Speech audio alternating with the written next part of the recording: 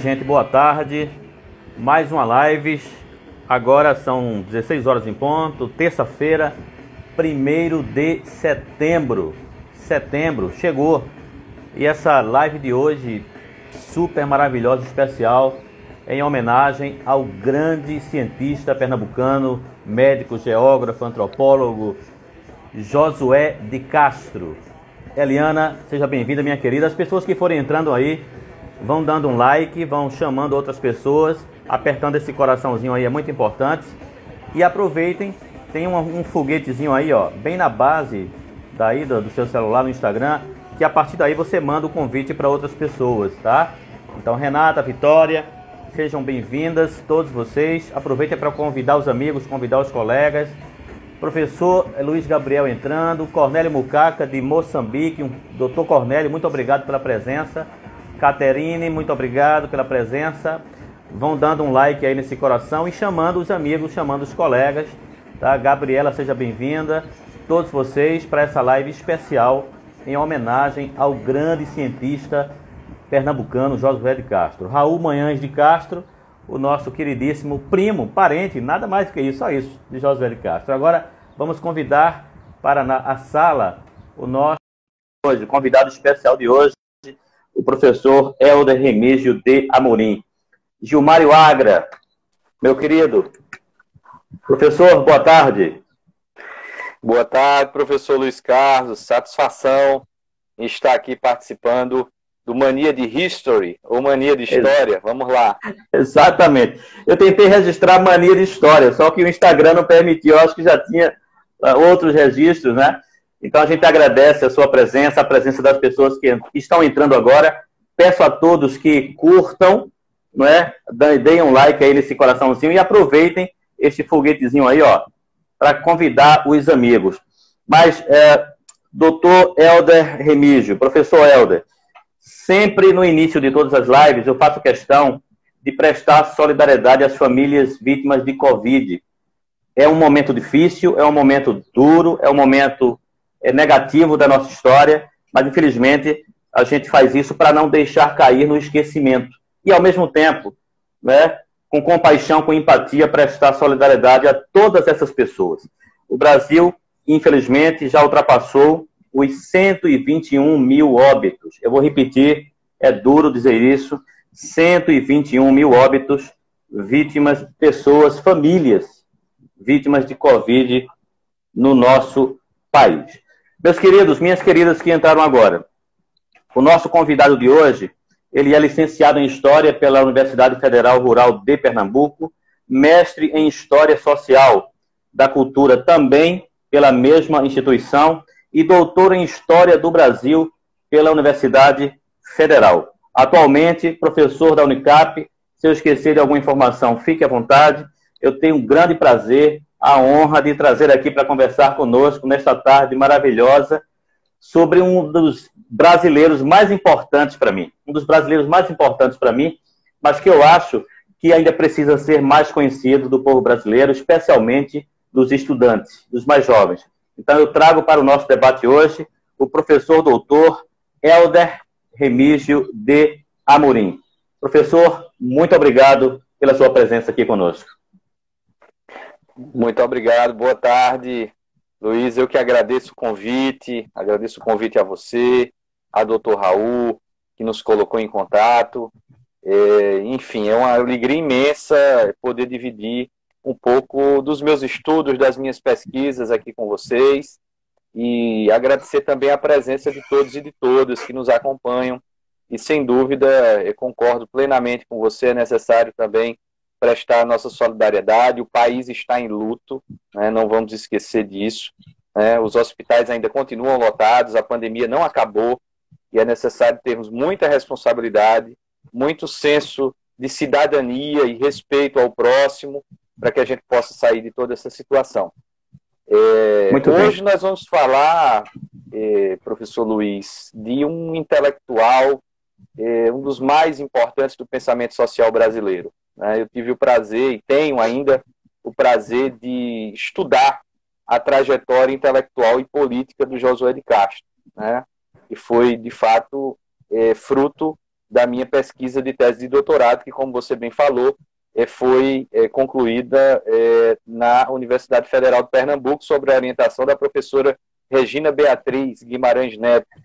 Eu também tive uma passagem ao longo do doutorado pela Universidade Federal do Rio de Janeiro, onde desenvolvi também algumas pesquisas nos acervos de lá, sob a orientação da professora Marieta de Moraes Ferreira. E na França, eu tive também a orientação do professor François Dossi, né, do Instituto de História do Tempo Presente. Então é importante frisar um pouco esse caminho, porque eu tive a felicidade de me encontrar com Josué, né?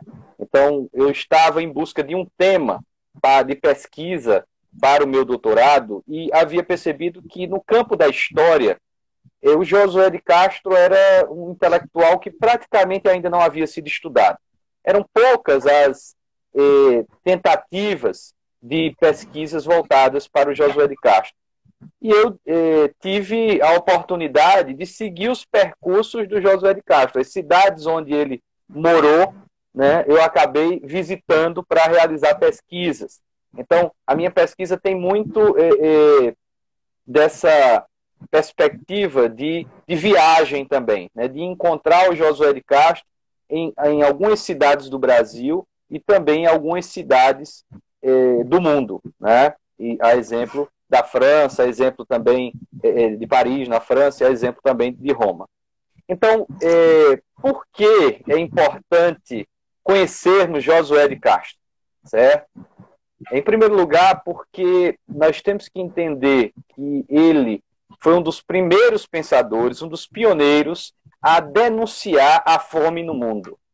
Então, eu acho que essa é uma questão fundamental. Nós estamos vendo no presente, cada dia mais, o avanço da fome, né? O retorno das pessoas pedindo esmolas, a situação de vulnerabilidade social, que a cada dia, principalmente no momento de pandemia que estamos, está crescente, né? O desemprego, enfim, a fome, ela não deixou de existir de modo algum, mas, ultimamente, houve, de certa forma, um aumento da fome, né? Sem dúvida. E o Josué de Castro ele se torna ainda mais importante em virtude dessas demandas sociais do presente. Então, para a gente apresentar o Josué de Castro, vamos iniciar pela cidade onde ele nasceu. Ele nasce em Recife, né, em 1908, no dia 5 de setembro, e, inclusive, no próximo sábado estaria completando aí 112 anos do seu nascimento, e teremos, inclusive, uma live, né, promovida pela Academia Pernambucana de Ciências, que vai tratar desse momento de comemoração do nascimento de Josué de Castro, um brilhante intelectual. E ele falece em Paris em 1973, no dia 24 de setembro, coincidentemente no mesmo mês de nascimento. E falece em uma circunstância extremamente delicada, que é justamente o exílio, né? Ele estava, em 1973, obrigado a viver fora do Brasil. A palavra é essa, obrigado pela ditadura civil-militar. Mas antes de chegarmos no fim da vida do Josué de Castro, é interessante a gente conversar um pouco sobre o percurso, né, dessa trajetória, e ao mesmo tempo entender o Josué de Castro não só como uma figura única, mas uma figura múltipla. Eu gosto sempre de utilizar essa expressão, porque na minha tese de doutorado eu percebi que eu não iria dar conta de entender o Josué de Castro apenas a partir de uma perspectiva, ou seja, é aquele médico que se forma na Universidade Federal do Rio de Janeiro em 1929, mas também foi deputado federal, mas também foi embaixador, mas também foi geógrafo, foi escritor. Então, trouxe para o Brasil os primeiros estudos de nutrição. Então, ele é esse ser humano múltiplo, né? E, sem dúvida, essa é uma perspectiva interessante de analisarmos aqui.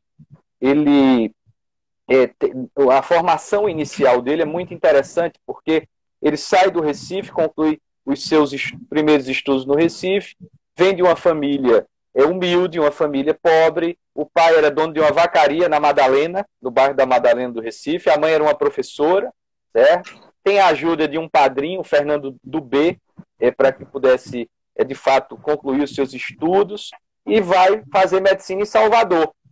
Então, lá em Salvador, é interessante que ele conhece alguns intelectuais importantes, como Theo Brandão, né? Já tem alguns contatos com outros intelectuais também, mas não se interessava tanto pelo curso de medicina em Salvador e transfere o curso para o Rio de Janeiro. Rio de Janeiro era a capital do Brasil, né? Então, essa ida para o Rio de Janeiro muda muito a vida do Josué de Castro, porque ele vai passar a ter contato com uma série de outros intelectuais no Rio de Janeiro e também a ter a oportunidade de, sem dúvida, assim que se forma, fazer uma viagem representando os estudantes do Brasil no México, né? E em seguida fazer um estágio na universidade, no Medical Clinic de Nova York. E essa ida para os Estados Unidos, essa primeira saída do Brasil, é muito importante porque ela ajuda o Josué de Castro a ter contato com esses primeiros estudos de nutrição no mundo. Quando ele volta para o Brasil, ele volta para o Recife, para a sua cidade natal. Então, ele não volta mais para o Rio de Janeiro, ele volta direto para o Recife e aqui passa a clinicar, né? E também há uma outra observação importante. Ele passa também a lecionar aqui no Recife, na Faculdade de Medicina, né? E também vai ser, na década de 30, um dos fundadores da Faculdade de Ciências Sociais do Recife, né? Que funcionava na atual Faculdade de Direito. Então, por que eu estou falando essas perspectivas iniciais? Porque era um médico que também se interessou pela docência. E é nesse momento inicial da docência que ele vai se interessar também pela geografia. Então, ele é um médico que vai se tornando, se construindo também enquanto geógrafo. Então, para cada década, se a gente for olhando, é um Josué diferente, que vai se construindo e vai se moldando. Então, é a perspectiva de pensar esse personagem sempre em construção, tá certo? Na década de 30, ainda não era o Josué de Geografia da Fome, por exemplo, que ele publicou na década de 40, tá certo? Era um médico interessado pela nutrição, era um médico interessado pela geografia, né? Mas nós temos também que entender uma outra perspectiva de algumas obras que ele publica na década de 30. Então, eu gosto muito dessa perspectiva também de analisar as obras. Nós temos duas obras importantes na década de 30. A primeira delas é um estudo que ele fez aqui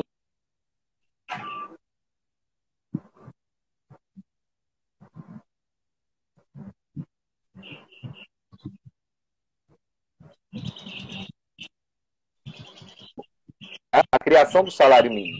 Porque o Josué de Castro também passou a clinicar em uma fábrica, a fábrica da Torre, aqui no Recife. E eu vou repetir essa informação porque a sua voz partiu um pouco. É um estudo para tendo como pesquisa as classes operárias. Isso, condições de vida para as classes operárias do Recife, certo? E ele trabalha essa perspectiva de estudar justamente o fenômeno da fome nas classes operárias. Porque ele era médico de uma fábrica na Torre e ele percebia que os operários iam muito para o consultório com diversas doenças, mas na verdade ele descobriu que era a fome. Né? Essa fábrica era uma fábrica de tecidos? Era uma fábrica têxtil? Sabe? Isso.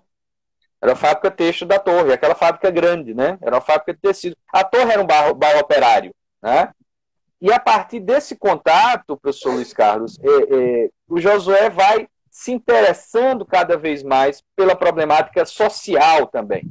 Certo? Então, veja que ele vai se moldando enquanto esse intelectual preocupado com as questões sociais. Posteriormente, ele escreve um outro livro muito importante, já aí em 1937, Documentário do Nordeste, que é um livro de contos, de literatura, onde ele reúne elementos da nossa cultura popular, mas tem um conto específico que eu gostaria de falar um pouquinho sobre ele aqui.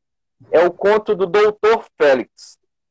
Então, ele constrói uma narrativa muito interessante, falando sobre esse médico que se chamava Félix, que morava em Olinda e que trabalhava em uma fábrica na Várzea e que havia percebido a fome, né, pela qual os trabalhadores eram atingidos diretamente. Então ele traz para a literatura a sua própria experiência. Então, um livro muito interessante e que ele publica em 1937, Documentário do Nordeste. Inclusive, se assemelha um pouco com a escrita do próprio Gilberto Freire. É interessante a gente perceber essa relação, apesar dos dois nunca terem um contato muito saudável, digamos assim, né? Porque Gilberto Freire, sempre que tinha alguém que tinha um intelectual no mesmo patamar, que o ameaçava, ele ficava um pouco desconfiado, né, e acabava indo para o enfrentamento. Né? São as disputas intelectuais, faz parte. Né? Então, o Josué de Castro, ele passa alguns anos no Recife, mas retorna para o Rio de Janeiro. As motivações que o levam a voltar para a capital do Brasil ainda são um pouco desconhecidas. Falam em algumas questões familiares, alguns detalhes que não valem a pena a gente entrar em detalhes agora nesse sentido. Mas, documentalmente, que é aquilo que interessa para o historiador de fato, o Josué, ele retorna para o Recife, inclusive uma entrevista que eu fiz com um dos filhos dele, o Josué Fernando de Castro, lá no Rio de Janeiro, o Josué disse, não, ele veio para o Rio porque era, de fato, a capital. Então, as redes intelectuais eram outras, as oportunidades de trabalho seriam outras. Então, ele acaba voltando para o Rio de Janeiro, e no Rio ele continua clinicando, mas ele acaba se envolvendo muito em uma universidade recém-criada no Rio de Janeiro, que é a Universidade do Distrito Federal. Era uma universidade que foi uma experiência única. Para você ter ideia, quem criou essa universidade foi Anísio Teixeira. Lá ele foi colega... O baiano Anísio Teixeira. O baiano, porque tem uma baiana aí, doutora Tereza Deiró, que ela deve estar feliz da vida com essa citação. Isso, ótimo, maravilha. Um abraço, doutora. E veja, o Anísio Teixeira criou essa universidade, até no governo de um prefeito chamado Pedro Ernesto, no Rio de Janeiro. Foi uma experiência muito interessante. E para você ter ideia, quem era colega do Josué de Castro? Gilberto Freire, Sérgio Buarque de Holanda, ou seja, um grupo de intelectuais, né, que estavam nessa universidade. Sempre que quando veio o governo Vargas, essa universidade foi fechada, tá? Porque veio a reforma Capanema, enfim, uma série de disputas políticas, o processo também do Estado Novo. Então, a competência das universidades passaram para o governo federal. Então, não era possível que um município tivesse uma universidade, por exemplo, mantivesse uma universidade. E Josué, a essa altura, estava em Milão. Ele começa, depois que se institucionaliza na Universidade do Distrito Federal, ele começa a viajar pelo mundo, porque os estudos iniciais de Josué acabam se tornando conhecidos. Então, ele vai inicialmente para a Argentina, depois vai para a Venezuela, faz uma série de viagens e palestras, e em seguida é convidado para Milão, para a Itália, né?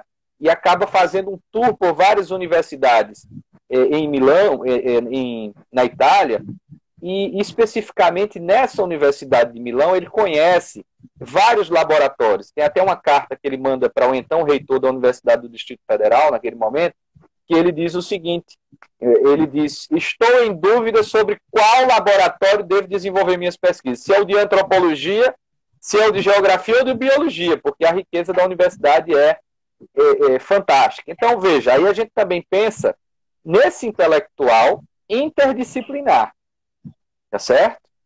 Então, eu estou sempre procurando mostrar, Luiz, aqui nessa nossa conversa, essa perspectiva de Josué, que não é único, é múltiplo, é multifacetado, né? Então, alguém para ter pensado estratégias para o combate à fome, como ele pensou, tinha que ter essa perspectiva interdisciplinar, tinha que ter uma visão múltipla do mundo, e tinha também que se construir de formas diferentes e trabalhar em diferentes arenas também, a arena da política, a arena da universidade, né, em vários segmentos, tá certo? Então, qual o problema do Josué na Universidade de Milão? É que ele recebe a notícia de que a Universidade do Distrito Federal tinha acabado quando ele estava lá fora do Brasil. Então, isso quer dizer que ele perde, e para um intelectual é muito importante a gente pensar, é que ele perde a questão da institucionalização, né? Ele deixa de estar institucionalizado. Né? Imagine você perder o seu local de trabalho, o seu local de atuação intelectual, o local onde você desenvolve suas pesquisas. E quando ele volta, já havia sido fundada a Faculdade Nacional de Filosofia e a Universidade do Brasil. Então ele vai ter que se colocar novamente em alguma disciplina, porque a disciplina de geografia que ele lecionava, ela já vai ser ocupada por outro professor. Então ele vai solicitar ao Gustavo Capanema, e aí nas minhas pesquisas eu encontro uma carta do Josué de Castro endereçada ao Gustavo Capanema, que era o ministro da Saúde e da Educação de Vargas, né? E ele solicitando justamente para ser professor nessa disciplina de antropologia. Então, ele acaba conseguindo isso algum tempo depois, mas é um susto que ele leva, né, nesse momento. E na década de 40, e aí nós já estamos internacionalmente também no momento da Segunda Guerra Mundial, a demanda da alimentação, em termos internacionais e nacionais também, ela é muito forte. Então, primeiro é necessário pensar em alimentar as tropas. Então, os estados envolvidos nas guerras, e você sabe que o Brasil muda de posição ao longo da guerra, né? Ele, em um determinado momento, o Getúlio Vargas estava próximo dos fascistas, em um outro momento, o Getúlio Vargas é obrigado a seguir os posicionamentos dos Estados Unidos, né? Então, esse posicionamento ele muda rapidamente, e Josué entra também em uma série de iniciativas que o governo Vargas vai produzir de investimentos em pesquisas voltadas para a alimentação, certo? E aí a gente já pode começar a pensar nas instituições, no Instituto de Alimentação, dentro da própria Universidade do Brasil, naquele momento, que hoje é o UFRJ, né? A Universidade Federal do Rio de Janeiro. Então, esses estudos, essa participação do Josué como homem agora, um pesquisador de laboratório, né? Inclusive Josué ajuda a criar, por exemplo,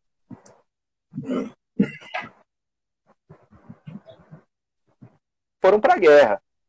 Então, esse é um ponto também importante, né? Ele trabalha com tecnologia alimentar naquele momento. Então, esse contato com esse mundo dos laboratórios e da alimentação e da nutrição, a gente já pode falar assim também, ele vai permitir com que Josué depois publique o Geografia da Fome. Tá? Então, ele não publica, veja, ele não publica o Geografia da Fome nesse período do governo Vargas. Era um livro que estava em construção. Mas por que ele não publica? Por uma questão política também. Certo? E qual é essa questão política? O Geografia da Fome, a fome do Brasil, é uma crítica violentíssima à nossa situação de subnutrição em termos nacionais. Então, a fome, ela não era visível no Brasil, certo? A fome, ela não estava nos jornais. A fome, ela não estava nos meios de comunicação. Ela não estava presente nos discursos dos políticos. E em 1946, né, e aqui eu tenho a primeira edição do Geografia da Fome. Eu vou mostrar um pouquinho dos meus documentos também, tá? Aqui é a primeira edição do Geografia da Fome, publicada em 1946, tá certo? Uma raridade. Privilégio. Isso, raridade. Privilégio. A gente vai adquirindo nesses documentos ao longo da vida, é preciso para a pesquisa. Então, esse livro, ele é um impacto, ele gera um impacto muito grande. E é um impacto positivo do ponto de vista de um estudo sério, que mapeia pela primeira vez a fome no Brasil. Então ele divide, ele cria um mapa, porque infelizmente aqui a gente não tem como colocar o mapa, né, para as pessoas verem, mas no livro tem um mapa de áreas alimentares do Brasil. Ele divide em 5 regiões, né, e o Nordeste, no site também, no site dele, da fundação, tem um site, não é, de pesquisas, não é isso? Isso, tem um site da Fundação Banco do Brasil, que foi produzido no centenário de Josué de Castro. Lá vocês encontram esse mapa. Muito bem lembrado, Luiz Carlos. Muito bem lembrado. Então, é dividido em algumas áreas, né? a Amazônia, o Nordeste açucareiro, o Sertão Nordestino, o Centro-Oeste, o Extremo Sul, e a área de fome endêmica do Nordeste brasileiro. O semiárido é uma área de epidemias de fome. Então, veja, ele já utilizava esse termo, né? Então, aí, quando nós estamos falando de geografia da fome, aparece o médico, aparece o geógrafo, aparece o estudioso de nutrição também, e aparece o intelectual que consegue, com maestria, reunir tudo isso, tá bom? Então, geografia da fome é muito criticado também. Tem uma série de críticas nos jornais dizendo é um absurdo, como é que um intelectual faz uma desfeita dessa com o Brasil, porque o momento ainda era de ufanismo. Aquela ideia do Vargas, né, da exaltação do Brasil, de somente de falar coisas positivas do país. Quando uma crítica como essa não era bem-vinda. Mas, mesmo assim, o livro foi premiado pela Academia Brasileira de Letras, certo? Ganhou um prêmio importante, né? E, de certa forma, já vai consolidando o Josué de Castro como geógrafo também, porque ele lutou muito para se localizar enquanto geógrafo, para ter um lugar enquanto geógrafo na academia.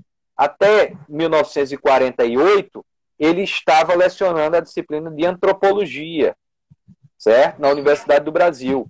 Em 48, já depois da publicação desse livro importante, Geografia da Fome, é que ele acaba tendo essa oportunidade de se tornar professor catedrático de Geografia Humana da Universidade do Brasil.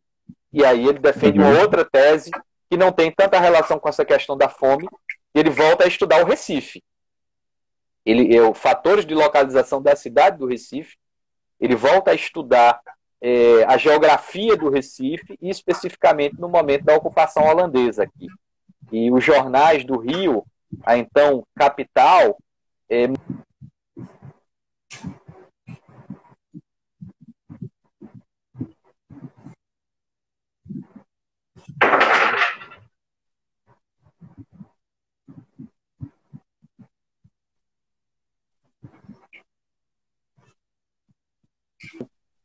é um momento bem interessante da trajetória dele também.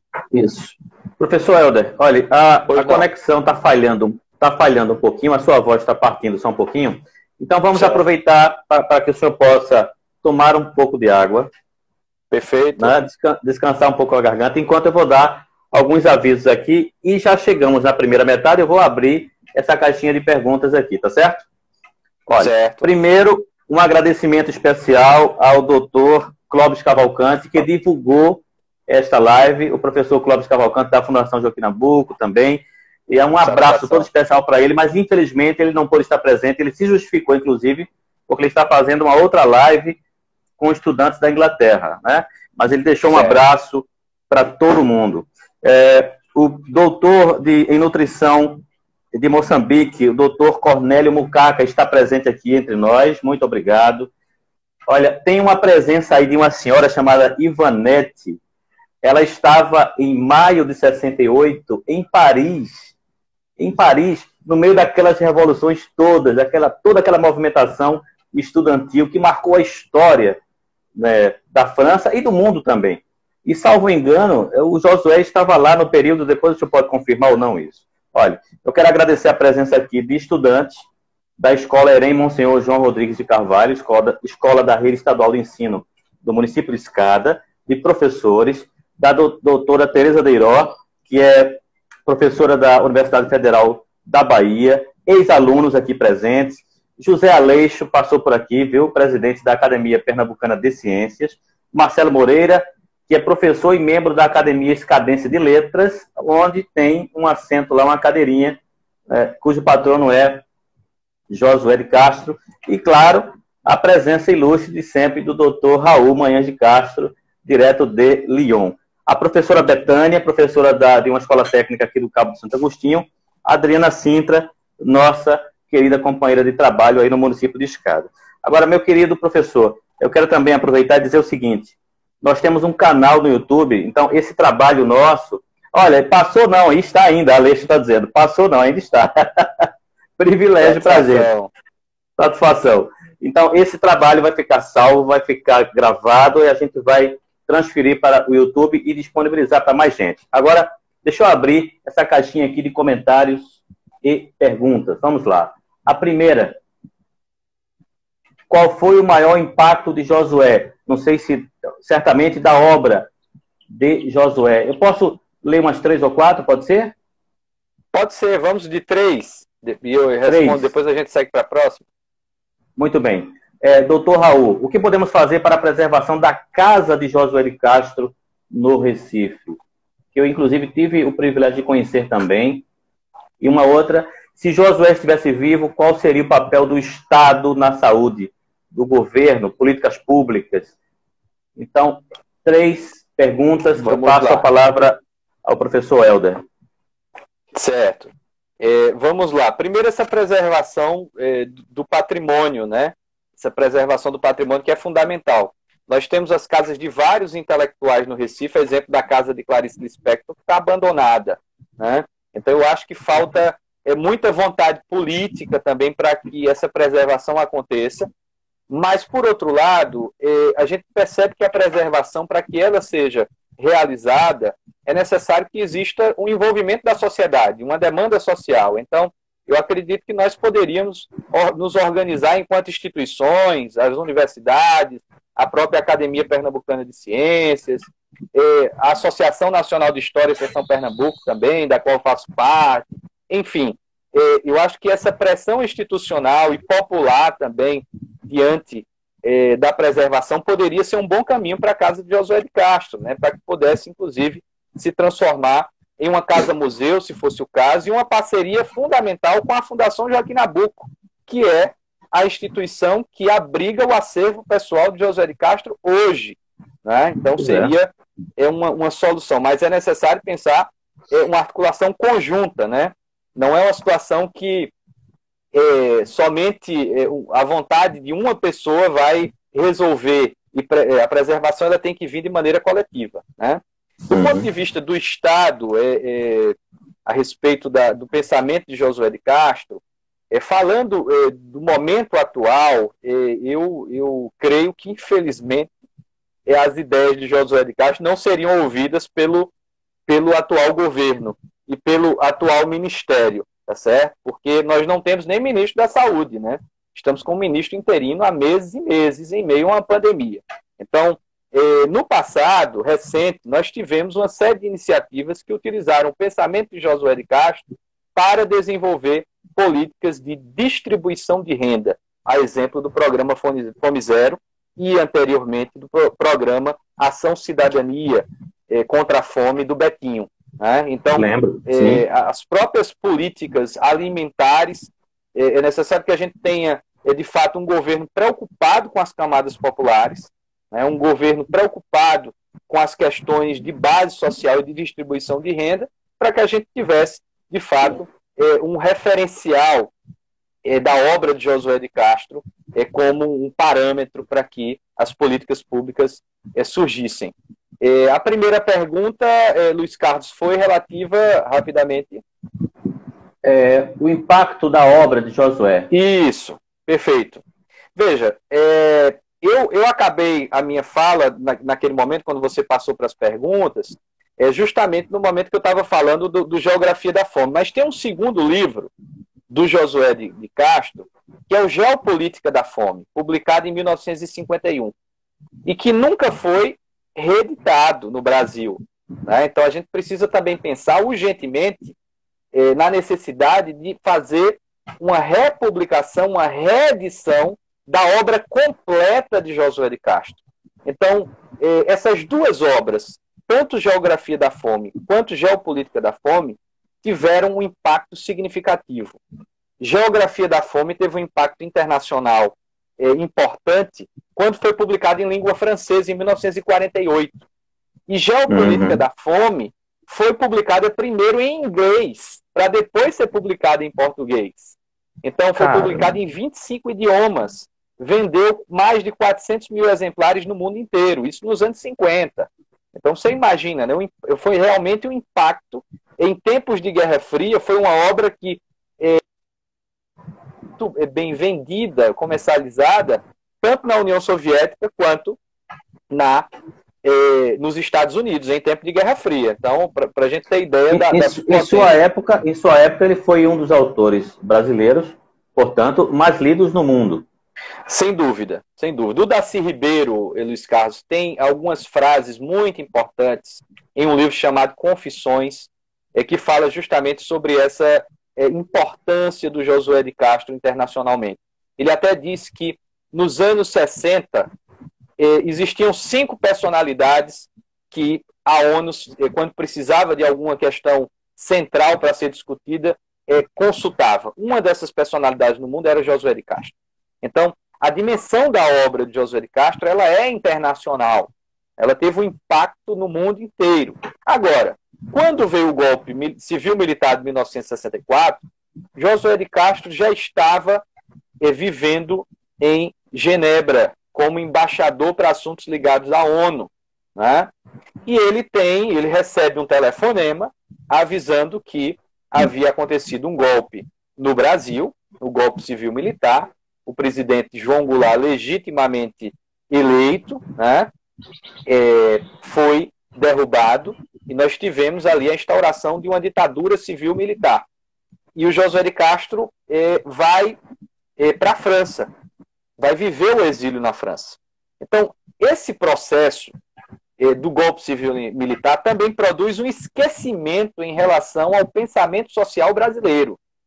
Então, isso não acontece só com Josué, acontece com muitos outros. Josué de Castro está na lista do ato institucional número 1, entre os primeiros 40 caçados. Né? Então, alguém que lutou pelo seu país o tempo inteiro, tentando denunciar a fome, tentando trazer soluções para a seca no Nordeste, criou uma associação mundial de luta contra a fome, recebe essa ingratidão do seu próprio país. Né? Então ele fica sem poder voltar. Então, de certa forma, o golpe civil-militar, ele valorizou a ignorância. Ele valorizou, né, de fato, o esquecimento dos nossos intelectuais, inclusive de Josué de Castro. Então, por que as pessoas não conhecem Josué de Castro hoje também no Brasil? Né? Ele é pouco conhecido, dada a grandiosidade da sua obra. Por quê? Porque houve um processo de esquecimento do pensamento intelectual, social brasileiro. Né? Deliberadamente tentaram esconder Josué do seu próprio povo. Isso, sem dúvida. É tanto que o Darcy Ribeiro também menciona que quando volta do exílio, porque aí é uma outra questão também importante, que nós poderíamos passar aqui o dia inteiro falando de Josué de Castro, ainda seria pouco, né? É uma outra questão também importante. Muitos intelectuais, Luiz, voltam do exílio. Josué de Castro, infelizmente, não conseguiu voltar. Ele falece no exílio. Quando ele percebe, inclusive, que a própria ditadura não iria autorizar o seu retorno, quando ele percebe que o seu passaporte foi cassado e não era mais renovado, ele também acaba adquirindo uma depressão muito forte. Né? Ele até disse que não se morre só de... Até utiliza um termo, né? De uma doença, mas se morre também de saudade. Né? Então é um ponto importante de ser colocado aqui. É uma história muito triste.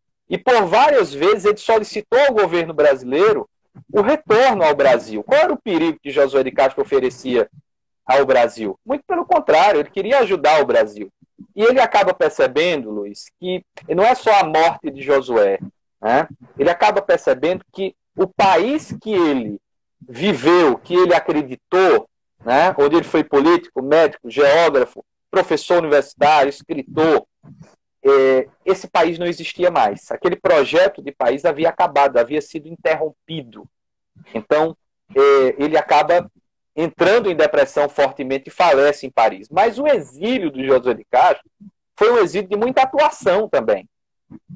Ele, na França, ele preside uma associação internacional chamada Centro Internacional para o Desenvolvimento. Era uma associação de vários intelectuais, inclusive ex-presidentes africanos, de países da África, intelectuais de Paris, da Itália também. Esses intelectuais se reuniram para criar o CID. E o presidente do CID era o Josué de Castro. Qual era a finalidade dessa instituição? Era criar projetos para tornar os países que eram subdesenvolvidos desenvolvidos. Era gerar desenvolvimento nos países subdesenvolvidos. Então, ele viajou o mundo inteiro com propostas, com possibilidades, fazendo palestras. Ele queria, inclusive, criar uma universidade para o desenvolvimento, uma universidade internacional. Além de ter sido um dos fundadores de uma universidade importante, que foi uma reivindicação dos estudantes do maio de 68, que foi a Universidade de Vincennes. Muito bem. Pois não, querido. Segure um pouco aí o seu raciocínio. Veja bem, o senhor está usando uma internet, é Wi-Fi ou é 4G? Não, a minha internet ela é Wi-Fi. Porque, para mim, ela está falhando um pouco. Eu não sei se para as pessoas que estão acompanhando está ocorrendo. Então, eu lhe sugiro o senhor tirar o Wi-Fi e deixe só o 4G, que normaliza. Perfeito. Tranquilo. Viu? Tranquilo. Certo. Isso acontece muito com as nossas lives, viu? Mas pode ficar com 4G. O senhor está falando de Recife, né? Então, o sinal é ótimo, né?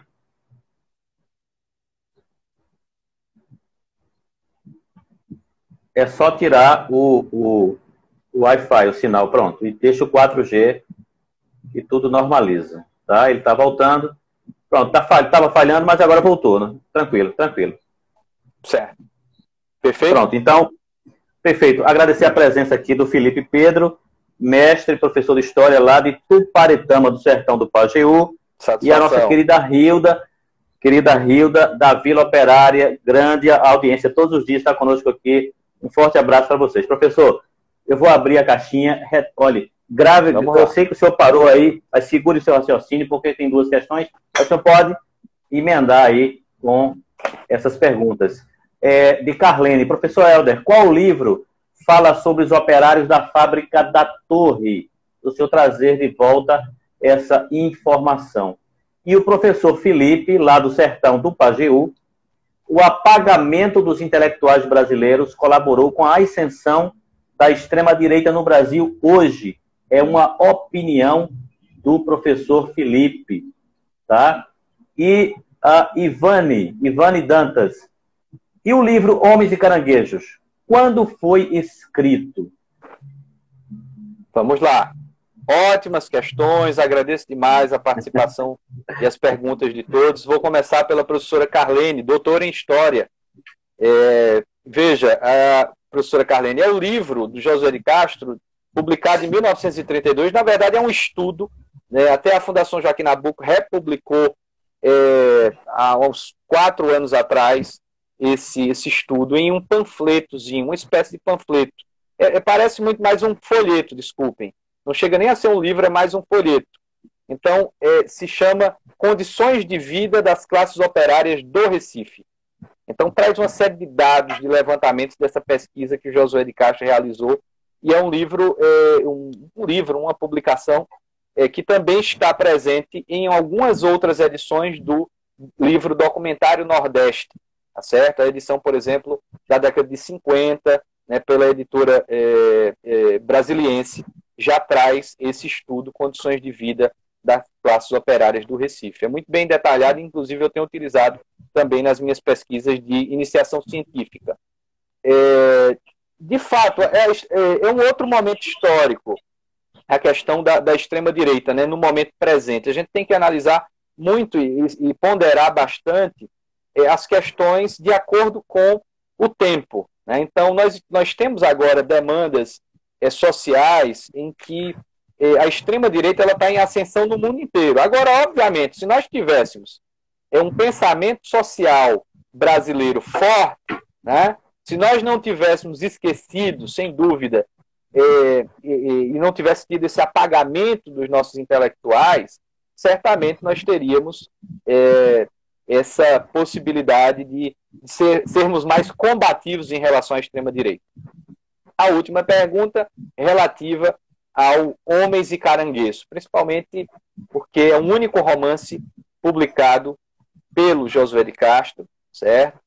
Ele foi considerado um escrito do exílio, tá certo? Ele foi publicado em 1966.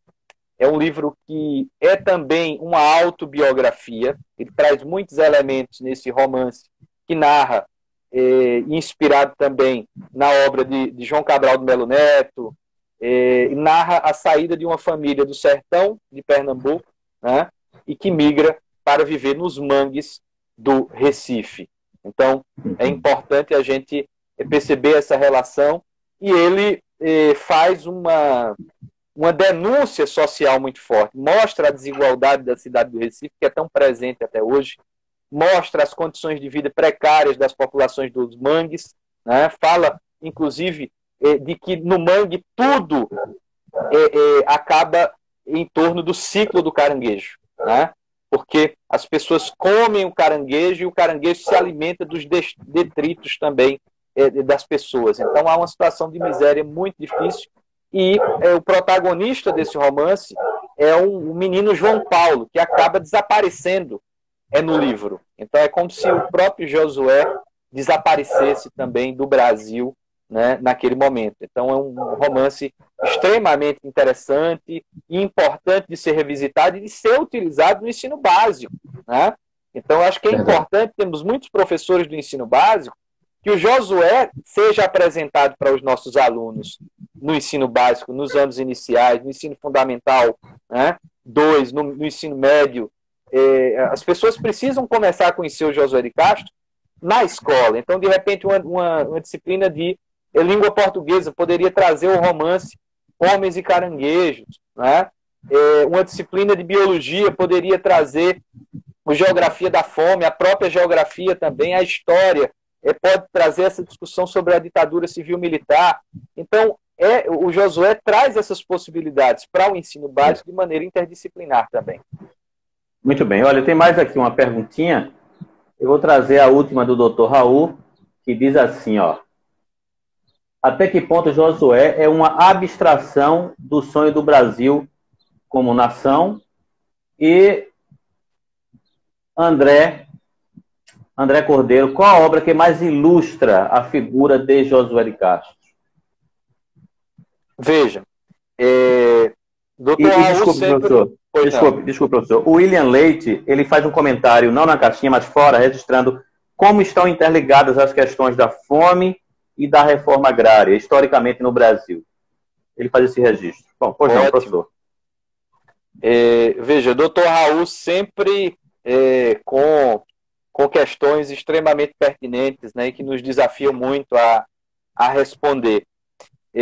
Não tenho dúvida que o Josué de Castro, ele sonhava com esse país, e aí já fazendo uma comparação também com a questão da reforma agrária, que é um ponto fundamental na obra de Josué. Josué, inclusive, apresentou um projeto de reforma agrária quando era deputado pelo PTB, né? E esse projeto foi rejeitado na Câmara, tá certo? Inclusive, ele se desilude muito com a política.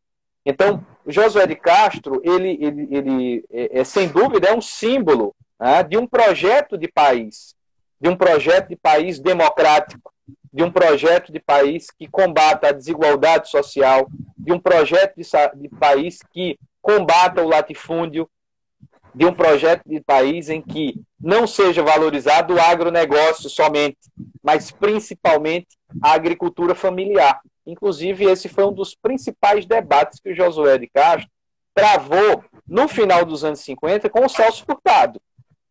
Por quê? Celso Furtado já pensava em uma agricultura de larga escala para o Nordeste, né? Enquanto Josué de Castro defendia a agricultura familiar, o investimento nos minifúndios.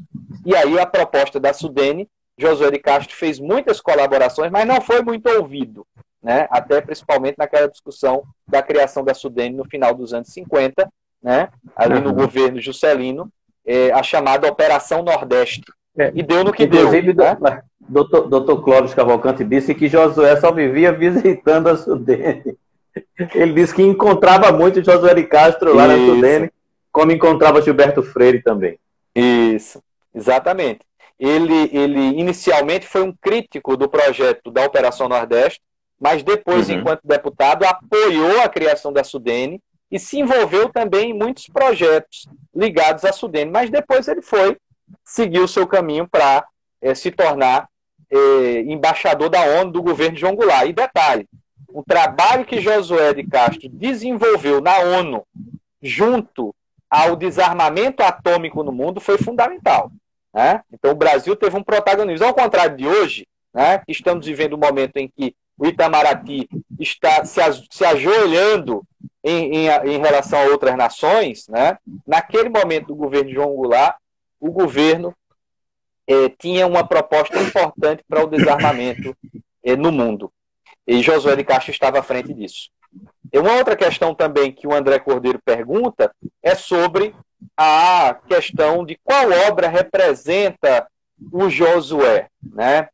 Eu acho que uma das principais obras, e aí eu falo sempre que é aquele livro que viajou o mundo, né, é o Geopolítica da Fome. Geopolítica da Fome, ele consegue reunir o seu pensamento, digamos, internacional, de pensar que a fome ela não tem fronteiras, mas ela se apresenta de maneiras diferentes nos vários continentes. Então, essa obra, onde ele consegue trazer detalhadamente informações sobre a fome em várias partes do mundo, eu acho que representa muito bem o Josué de Castro. Professor, estamos a 8 minutos do final. Eu quero agradecer imensamente a presença de todas as pessoas que passaram aqui. Quero anunciar também que nós temos um canal com o mesmo nome no YouTube. Vocês podem ir lá e fazer a sua inscrição, que é o Mania The History, tá? Será um prazer tê-los lá, porque toda essa documentação já tem lá mais de 25 depoimentos, assim, nesse alto nível que a gente está coletando agora com o professor Dr. Helder Amorim.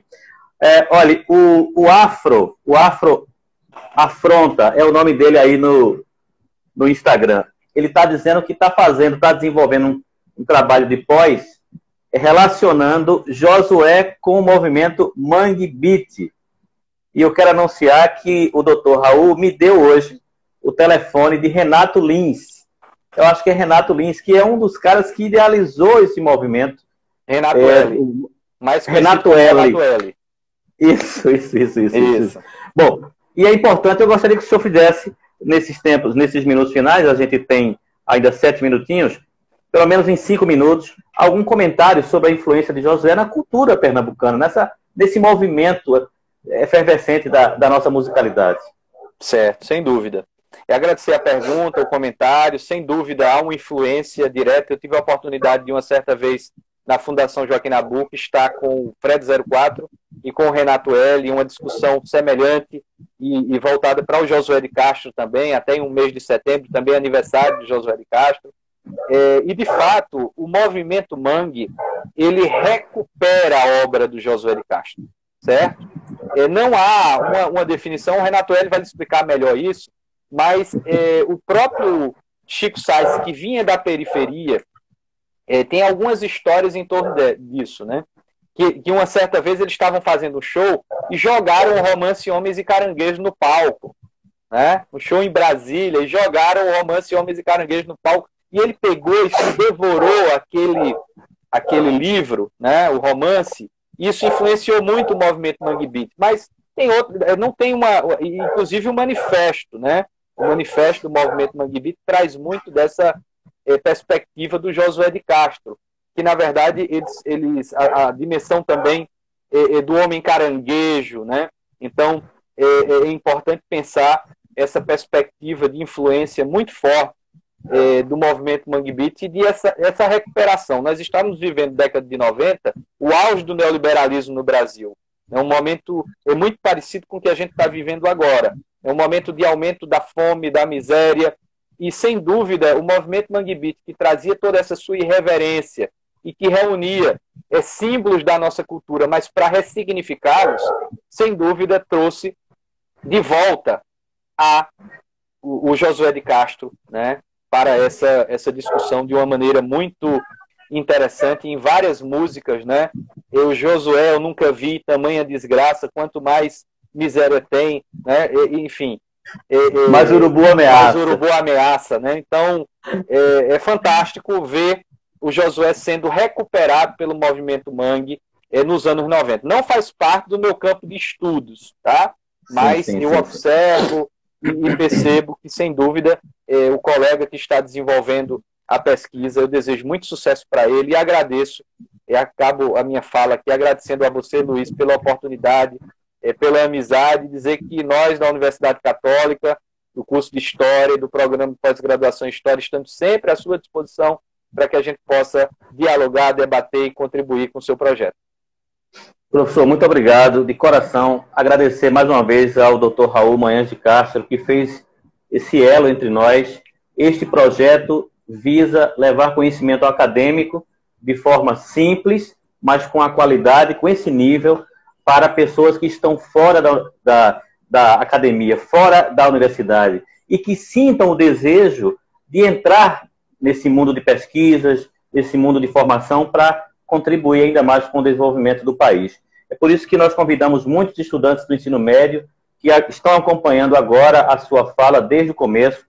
Eu fico extremamente grato, emocionado, porque eu luto muito, há muitos anos, para levar Josué para a sala de aula. Já levei música de Chico Sainz, já levei livros, já levei... Dr. Raul já foi em escada doar livros, né? Eu acho que em função dessa minha paixão por Josué. E eu quero aqui rapidamente dizer o seguinte: um dos momentos mais tristes da minha vida foi quando eu fui trabalhar em Amaragi, há mais de 20 anos atrás, e vi passar na minha frente uma família de pessoas muito baixinhas, nanicas, assim, que não cresceram por conta da subnutrição. Eu vi essas pessoas passando na minha frente e depois eu vi essas pessoas numa matéria da Folha de São Paulo e depois no livro do jornalista Gilberto de Mestain, Cidadão de Papel. Isso acabou comigo, assim, enquanto profissional da educação. Eu trabalhei dentro dos canaviais, dentro de engenhos, eu sou da Zona da Mata, eu sou filho dessa desigualdade, toda. Então, eu não poderia jamais fechar os olhos diante disso. Então, professor, sinta também que do lado de cá tem um amigo, tem um parceiro, tem uma pessoa que vai estar o tempo inteiro tentando levar essas informações preciosas para o máximo de gente possível. Enquanto eu tiver saúde, enquanto eu tiver vida, eu já disse a Dr. Raul, a gente não sabe até quando vai viver, é missão nossa deixar esse legado. Meu querido professor, muito obrigado, o senhor foi gentil desde o começo, de uma simplicidade muito grande, o que me deixou muito à vontade, não só para entrevistá-lo, como também fazer as perguntas que eu lhe fiz. 2 minutinhos para o seu agradecimento para esse público maravilhoso. Fique à vontade, 2 minutos. Ô Luiz, querido, você me emociona muito. Realmente é uma satisfação. Eu já estive como professor no ensino básico. É uma grande alegria. Eu sei a contribuição e o trabalho importante social que você desenvolve. Né? Estou sempre à disposição e juntos. Agradeço também a todos e todas que assistiram. E vamos conhecer Josué de Castro. Né? Vamos conhecer Josué de Castro. E também gostaria de dizer que o meu livro, fruto da minha tese de doutorado, no máximo, até março do ano que vem, estará pronto, estará à venda em todas as livrarias. Tá certo? Já li 70% da sua tese. Vou terminá-lo até sábado, porque eu vou lhe encontrar no webinar em homenagem a Josué. Isso. E quero o seu livro. E quero ser o seu parceiro por tempo indeterminado. Professor, muito obrigado. Deus lhe abençoe, ao senhor, à sua família, e que lhe dê forças para continuar com esse trabalho extraordinário em memória de um grande brasileiro que jamais pode ser esquecido. Jamais, porque ele lutou por um projeto de país que nós todos sonhamos. Sem dúvida. Professor, muito obrigado. Abraço, muito obrigado. Muito obrigado. Felicidade. Um abraço a todos. Um abraço, valeu, até breve. Tchau, tchau. Até breve.